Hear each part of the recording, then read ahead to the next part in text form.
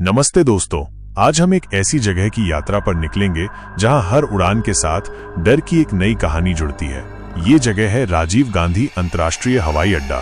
सिर्फ एक हवाई अड्डा नहीं, बल्कि रहस्यों का एक गहरा कुआं जहां हर रात कुछ अनकही कहानियां दोहराई जाती हैं। तो चलिए इस डरावनी जगह की गहराई में उतरते हैं और कुछ अनसुनी कहानियों को सुनते हैं। अब कहानी शुरू होती है। ये कहानी शुरू होती है एक शांत और अंधेरी रात में, जब हैदराबाद शहर गहरी नींद में सोया हुआ था। राजीव गांधी अंतर्राष्ट्रीय हवाई अड्डे पर सन्नाटा पसरा हुआ था, सिवाय उन दबी हुई आवाजों के जो हवा में तैर रही थीं। रात की आखिरी उड़ानें जा चुकी थीं और हवाई अड्डे पर कुछ कर्मचारी ही बचे थे जो अपने अपने काम में लगे हुए थे। कहानी का पहला किरदार है राहुल, एक युवा सुरक्षा गार्ड जो रात की शिफ्ट में काम करता था।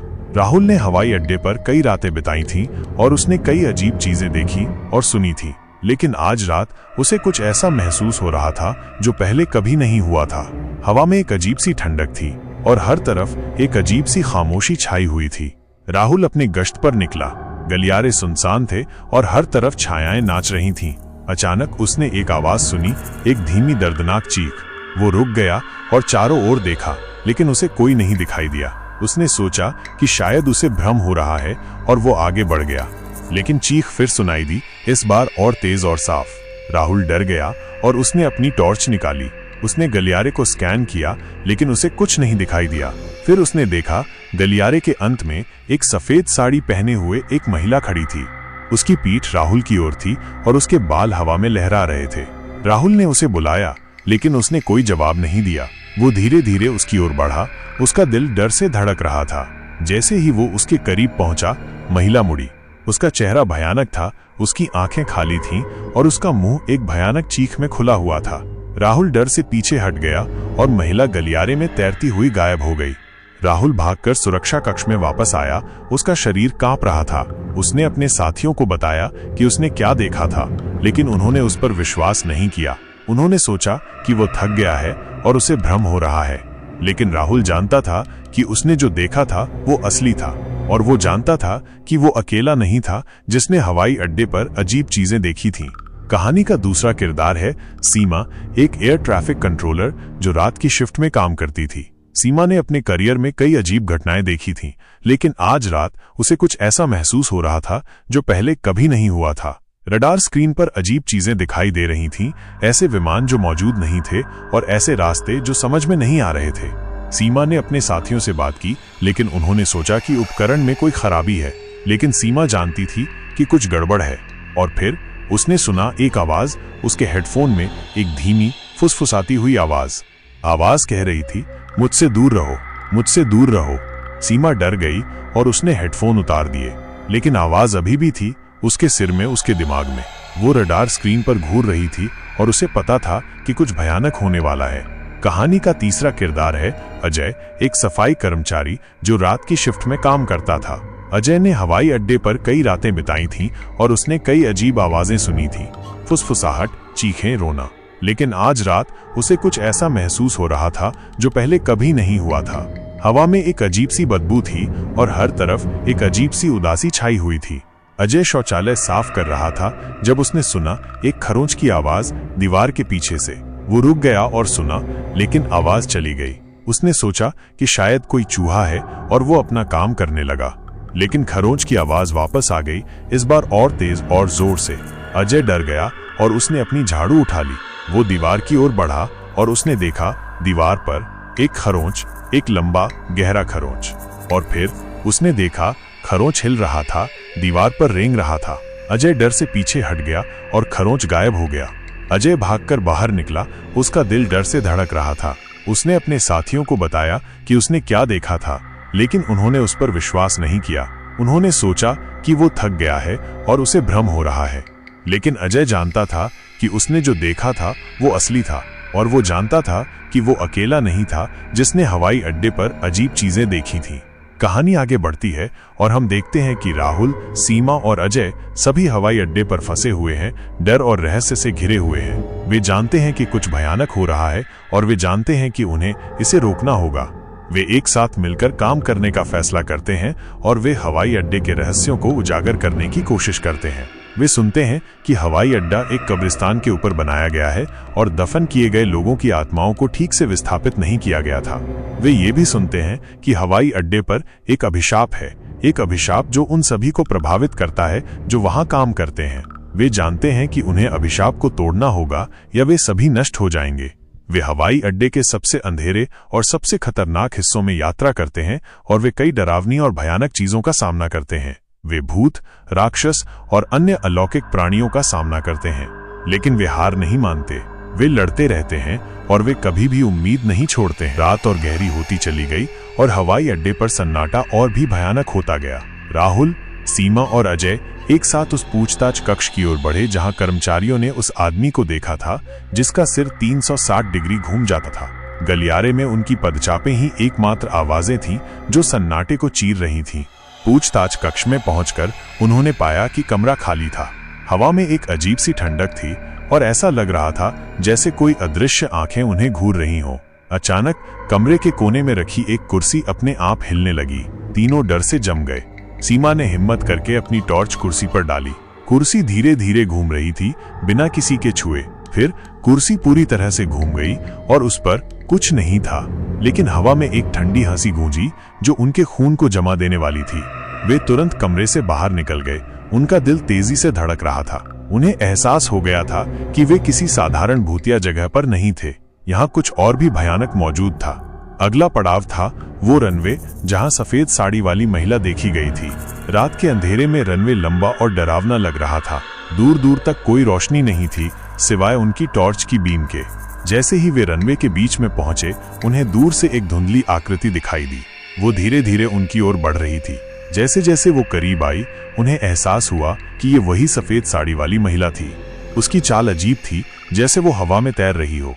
उसका चेहरा अंधेरे में छिपा हुआ था, लेकिन उसकी उपस्थिति में एक भयानक उदासी थी।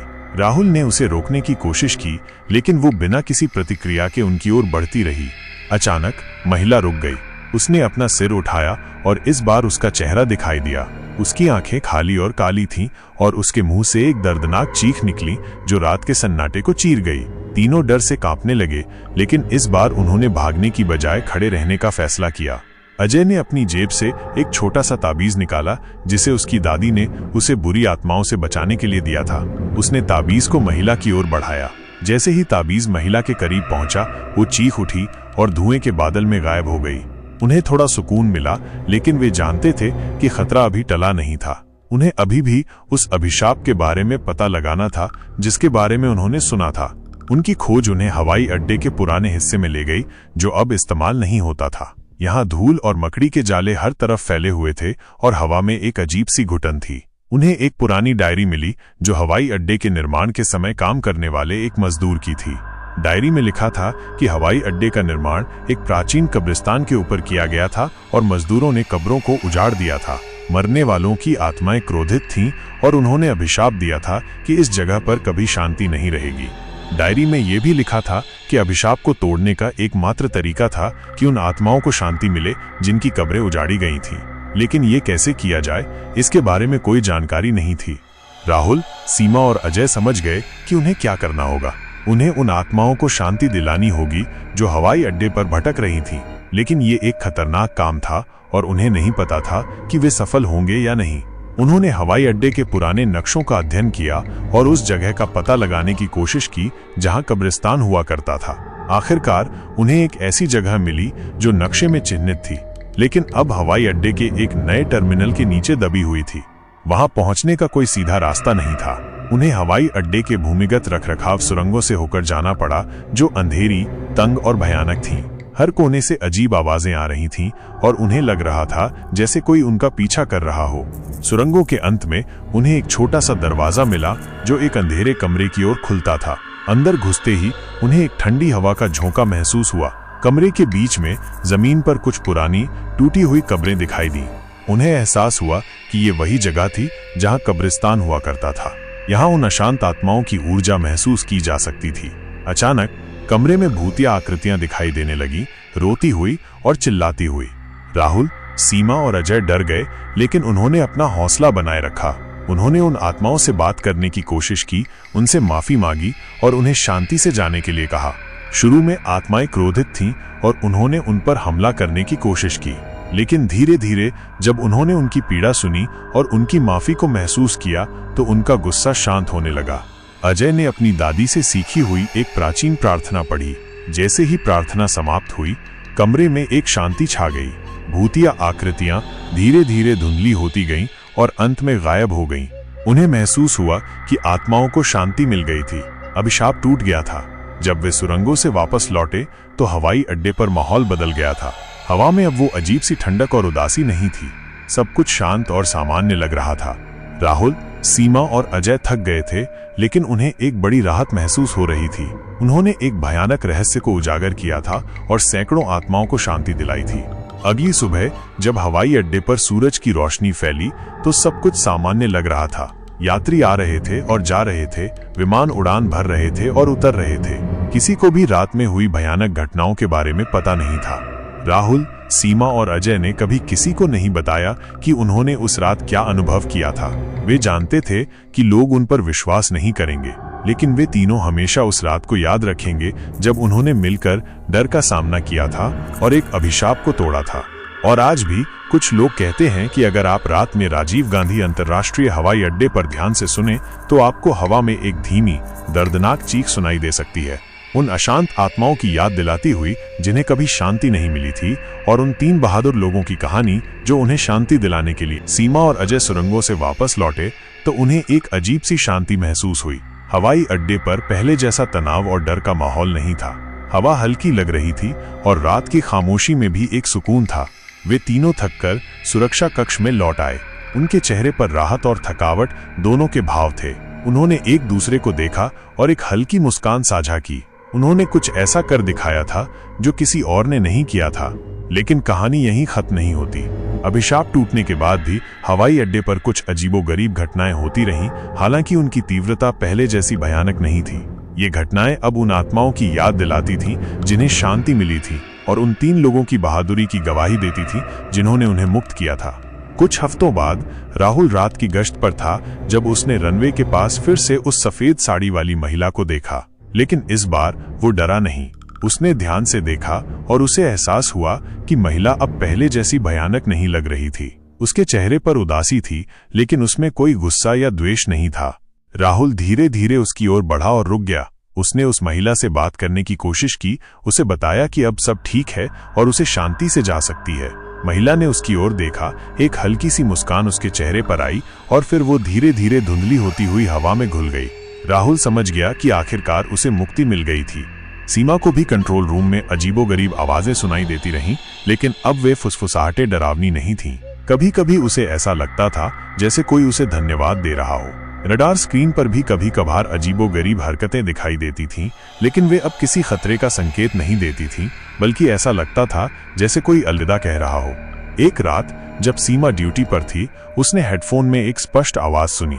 ये एक शांत और मधुर आवाज थी जो कह रही थी, धन्यवाद, अब हम शांति से जा सकते हैं। सीमा की आंखों में आंसू आ गए। वो जानती थी कि ये उन आत्माओं में से एक थी जिन्हें उन्होंने मुक्त किया था।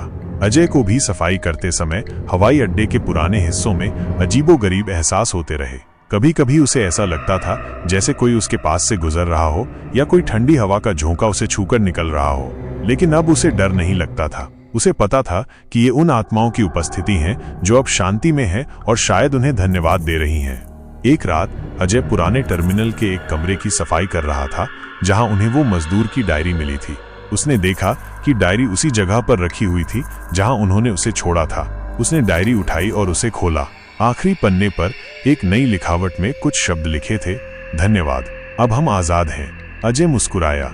हवाई अड्डे के कर्मचारियों और यात्रियों के बीच भी अजीबोगरीब कहानियां फैलती रहीं, लेकिन अब उनमें डर की जगह एक अजीब सी शांति और सम्मान का भाव था। कुछ लोगों ने सफेद साड़ी वाली महिला को चांदनी रात में रनवे के पास खड़े हुए देखने का दावा किया, लेकिन इस बार उन्हें डर नहीं लगा, बल्कि ऐसा लगा जैसे वो हवाई अड्डे की रखवाली कर रही हो। कुछ पायलटों ने कंट्रोल रूम से अजीबोगरीब संदेश मिलने की बात कही जो किसी अनजान भाषा में थे, लेकिन फिर भी शांति और विदाई का भाव व्यक्त करते थे। सीमा और उसकी टीम समझ गई कि ये उन आत्माओं के अंतिम संदेश थे जो हमेशा के लिए जा रही थीं। धीरे धीरे हवाई अड्डे पर अजीबोगरीब घटनाएं कम होती गईं और अंततः पूरी तरह से बंद हो गईं। राजीव गांधी अंतर्राष्ट्रीय हवाई अड्डा फिर से एक सामान्य व्यस्त हवाई अड्डा बन गया, जहां हर दिन हजारों लोग आते जाते थे। लेकिन राहुल, सीमा और अजय कभी नहीं भूले कि उन्होंने उस अंधेरी रात में क्या किया था। वे जानते थे कि हवाई अड्डे की नींव में एक गहरा रहस्य छिपा हुआ था, और उन्होंने उस रहस्य को उजागर करके सैकड़ों आत्माओं को शांति दिलाई थी। वे तीनों हवाई अड्डे पर काम करते रहे और उनके बीच एक अटूट बंधन बन गया था। वे जानते थे कि उन्होंने एक साथ मिलकर कुछ असाधारण किया था, और कभी-कभी जब रात गहरी होती थी और हवाई अड्डा शांत हो जाता था, तो उन्हें ऐसा महसूस होता था जैसे हवा में एक धीमी मधुर फुसफुसाहट तैर रही हो, उन आत्माओं का धन्यवाद जो आखिरकार शांति में थी। राजीव गांधी अंतर्राष्ट्रीय हवाई अड्डा अब सिर्फ एक हवाई अड्डा नहीं था। यह एक ऐसी जगह थी जहां आधुनिकता और अतीत एक साथ मौजूद थे, जहां हर उड़ान के साथ उम्मीद की एक नई कहानी शुरू होती थी, और जहां 3 बहादुर लोगों ने डर पर विजय प्राप्त करके शांति स्थापित की थी। वीडियो के अंत के लिए कुछ बोल। तो दोस्तों, ये थी राजीव गांधी अंतर्राष्ट्रीय हवाई अड्डे की पूरी कहानी, डर से शुरू होकर शांति पर समाप्त होने वाली। ये कहानी हमें सिखाती है कि अंधेरे में भी उम्मीद की किरण मौजूद होती है, और अगर हम मिलकर सामना करें तो किसी भी चुनौती पर विजय प्राप्त की जा सकती है। उम्मीद है आपको ये कहानी पसंद आई होगी।